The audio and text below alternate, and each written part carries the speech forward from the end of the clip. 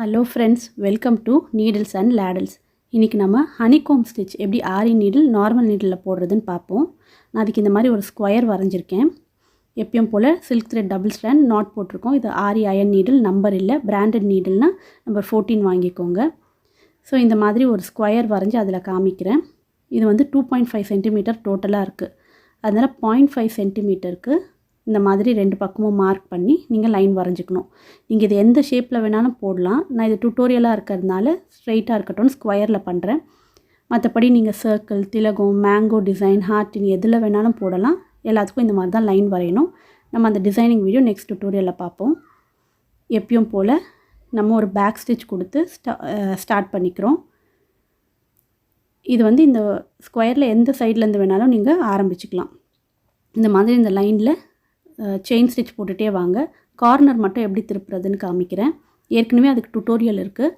உங்களுக்கு வேணும்னா லிங்க் டிஸ்கிரிப்ஷனில் கொடுக்குறேன், அதுவும் செக் பண்ணிக்கோங்க.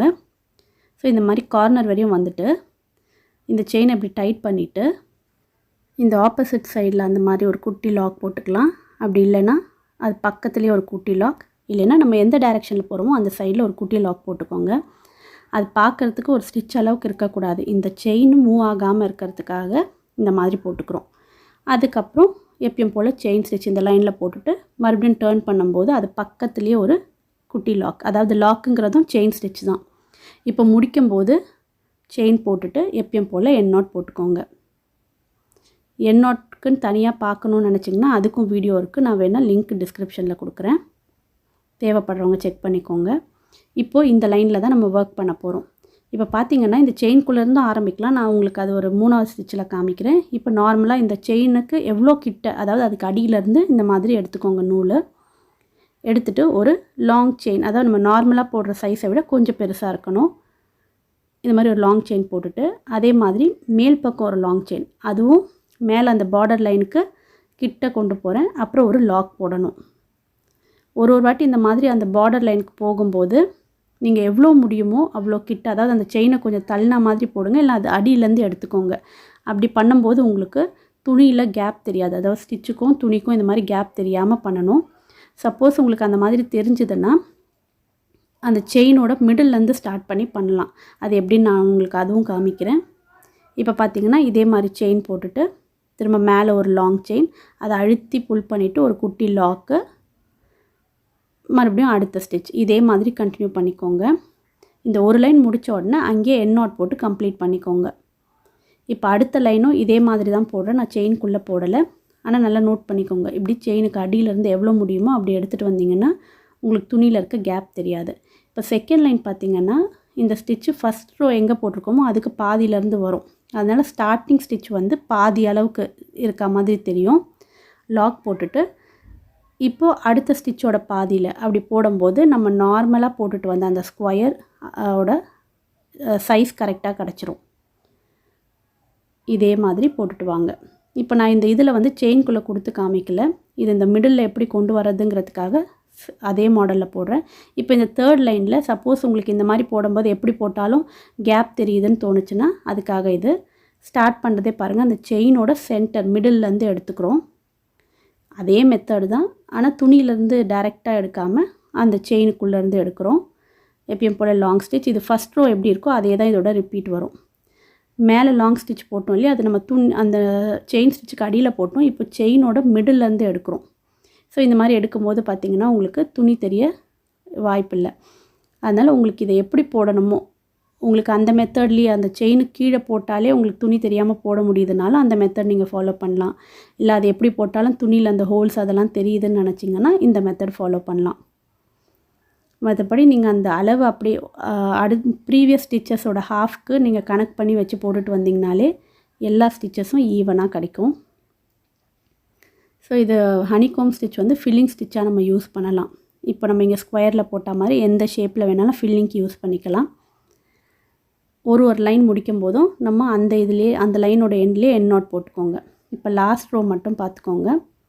இது வந்து நம்ம செயினோட இதில் மிடில்லேருந்து எடுக்கலை, ஏன்னா உங்களுக்கு அந்த செயின் மறைஞ்சிரும் இல்லையா, அதனால் முடிஞ்ச வரைக்கும் கிட்ட கொண்டு போங்க. ஆனால் மேலே போடுற ஸ்டிச்சு செயினோட மிடில்லேருந்து தான் எடுத்து போடுறோம்.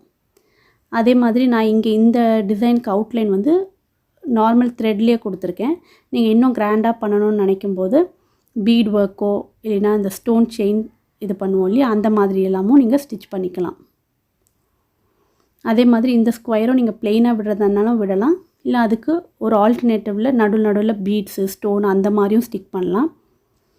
இதையே நம்ம ஜிக்ஸாக் மேலே போட்டு பண்ணும்போது கட் ஒர்க்காகவும் மாற்றலாம். ஸோ நம்மளோட ஹனிகாம் ஸ்டிச் ஆரி நீடில் நம்ம கம்ப்ளீட் பண்ணிட்டோம். இப்போ இது நார்மல் நீடிலுக்கு அதே மாதிரி பேட்டர்ன் வரைஞ்சிருக்கேன். சில்க் த்ரெட் டபுள் ஸ்டாண்ட் எடுத்திருக்கேன். இது டபுள் ஸ்டாண்ட் இப்படி எடுக்கும்போது இது வெறும் 2 நூல் தான் தெரியும். அதனால் நீங்கள் வேணால் 4 ஸ்டாண்ட் எடுத்துக்கலாம்.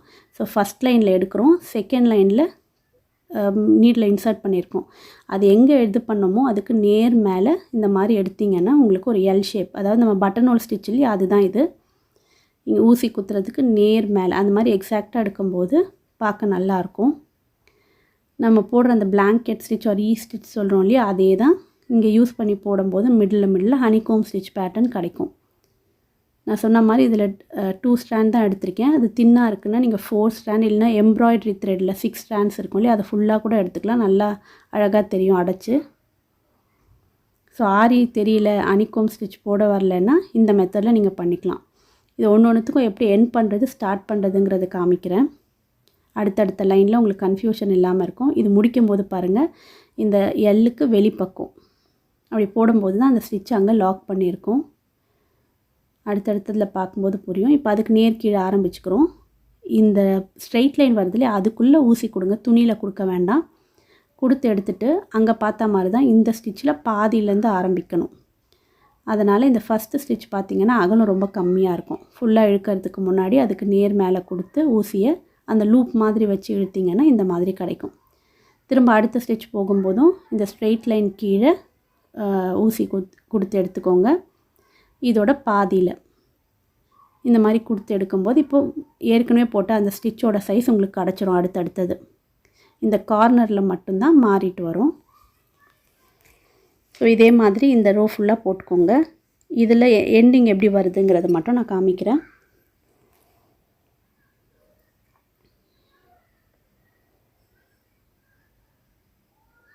ஸோ இப்போ லாஸ்ட் இது கம்ப்ளீட் பண்ண போகிறோம். இப்போ இது முடிக்கும்போது கொஞ்சம் ஸ்பேஸ் இருக்குது பாருங்கள். நம்ம ஸ்கொயராக போட்டதில் லைன் இன்னும் பாக்கி இருக்குது. அதை வெறும் ஸ்ட்ரெயிட் ஸ்டிச்சாக இப்படி குத்தி எடுத்துக்கோங்க. இப்போ அது கீழே அடுத்த லைன் ஸ்டார்ட் பண்ணிக்கோங்க. பண்ணிவிட்டு அதே மாதிரி இந்த லைன் கீழே கொடுத்து ஊசி எடுத்துகிட்டு இதோட பாதியில், அதாவது இது ஃபஸ்ட் ரோவோட ரிப்பீட்டேஷன் வரும். ஸோ அதே மாதிரி இதோட மிடில் மேலே எடுத்துக்கிட்டு அப்படியே கண்டினியூ பண்ண வேண்டியதுதான். ஸோ இந்த இதையும் அப்படியே கண்டினியூ பண்ணிகிட்டே வாங்க.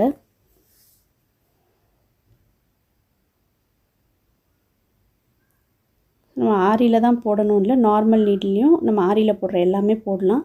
நான் சொன்ன மாதிரி பீட் ஒர்க் ஒரு ஸ்டோன் செயின் இது நார்மல் நீடில் ஸ்டிச் பண்ணோன்னாலும் அதுக்கும் ஏற்கனவே நம்ம டுட்டோரியல் இருக்குது, நீங்கள் செக் பண்ணிக்கோங்க.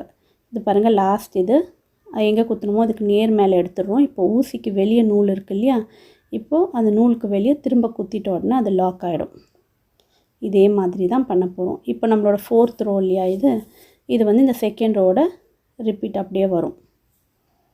எப்படி போட்டோமோ அதே மாதிரி போட்டு கம்ப்ளீட் பண்ணிக்கோங்க. இது நல்ல பெரிய சைஸாக நீங்கள் போடும்போது ப்ளவுஸ் பேக் நெக்கில் சென்டர் இது டிசைன் மாதிரி இல்லை சின்ன சின்னதாக மோட்டிவ் மாதிரி அது உங்களோட க்ரியேட்டிவிட்டிக்கு ஏற்ற மாதிரி நீங்கள் எங்கே வேணாலும் யூஸ் பண்ணலாம். இதுலேயே நம்ம ஒன்று சின்ன சின்ன சேஞ்சஸ் பண்ணும்போது இதோட எஃபெக்டே டிஃப்ரெண்ட்டாக இருக்கும். நான் சொன்ன மாதிரி இந்த ஸ்கொயர்ஸ்க்கு நடுவில் பீடோ இல்லை ஃப்ரெஞ்ச் நாட்டு ஸ்டோன் ஓட்டுறது அந்த மாதிரி அதெல்லாம் பண்ணும்போது கூட ரொம்ப டிஃப்ரெண்ட்டாக இருக்கும். ஸோ இப்போ இந்த 4th ரோவையும் கம்ப்ளீட் பண்ணிட்டோம். அது வெளியே பிடிச்சிருக்கிறதுக்கு இந்த மாதிரி லாக் பண்ணி எடுத்துக்கிறோம். இப்போ இது முடிஞ்சது எனக்கு த்ரெட்டு. நான் பேக் சைடு திருப்பி நாட் போட்டுட்டு புதுசாக எடுத்துக்கிறேன். ஸோ அந்த மாதிரி நீங்கள் பண்ணிடலாம். இப்போ லாஸ்ட் ரோ பண்ணிகிட்ருக்கோம். இது முடித்த உடனே நான் இங்கே ஆரி இதுக்கு போட்ட மாதிரியே இதுக்கும் செயின் ஸ்டிச்சு தான் போட போகிறேன். நார்மலாக போடுற செயின் ஸ்டிச்சு தான் இது. நம்ம ஸ்டாண்டில் ஃபிக்ஸ் பண்ணியிருக்கிறதுனால நார்மலாக ஒரே சமயத்தில் குத்தி ஊசி எடுப்போம், அந்த மாதிரி இல்லாமல் எடுப்போம். உங்களுக்கு நான் அது போடும்போது காமிக்கிறேன். ஸோ இப்போ இந்த இதை கம்ப்ளீட் பண்ணிட்டோம். இது நார்மல் நீடில் போடும்போது திருப்பி நம்ம நாட் போடணும்னு அவசியம் இல்லை. இது பாருங்கள், இந்த மாதிரி எடுத்துட்டு வெளிப்பக்கம் ஊசியில் குத்தி எடுத்துட்டிங்கன்னா அந்த ஸ்டிச்சு செக்யூர் ஆகிடும். இப்போ அப்படியே கீழே இருந்து எங்கேருந்து ஆரம்பிக்கிறோமோ செயின் ஸ்டிச் எடுத்த இடத்துலையே திரும்ப குத்திட்டு ஒரு லூப் மாதிரி ஃபார்ம் ஆகும். அந்த இடத்துல எவ்வளோ செயின் லென்த் தேவையோ அங்கே நீங்கள் ஊசியை திரும்ப எடுக்கணும். இப்போ செயின்குள்ளேருந்து திரும்ப எடுத்துகிட்டு அந்த ஸ்டிச் லென்த் எவ்வளோ தேவையோ அங்கே ஊசி எடுத்துட்டிங்கன்னா இந்த மாதிரி வரும். ஸோ இதே மாதிரி நீங்கள் செயின் ஸ்டிச் போட்டுக்கலாம். இதே இது நீங்கள் சில்க் த்ரெட் உள்ளே முடிச்சுட்டு சரி த்ரெட்டில் அவுட்லைன் கொடுக்கறது அந்த மாதிரி வேறு வேரியேஷன் ட்ரை பண்ணி பாருங்கள். இந்த ஸ்டிச் வந்து ரொம்ப ஈஸி. ஆரியில் ட்ரை பண்ணுறதுக்கும் பிகினர்ஸ்க்கு ரொம்ப ஈஸியாக இருக்கும். நார்மல் நீடில்லையும் நம்ம பண்ணலாம். நான் சொன்ன மாதிரி இதோட நூலோட நம்பர்ஸ் கூட அதிகமாக எடுத்துக்கலாம். இந்த டுட்டோரியல் உங்களுக்கு யூஸ்ஃபுல்லாக இருந்திருக்கும்னு நினைக்கிறேன். உங்களுக்கு இந்த வீடியோ பிடிச்சிருந்தா லைக் பண்ணுங்கள், ஷேர் பண்ணுங்கள், கமெண்ட் பண்ணுங்கள். மறக்காமல் சேனலுக்கு சப்ஸ்கிரைப் பண்ணுங்கள். தேங்க்யூ.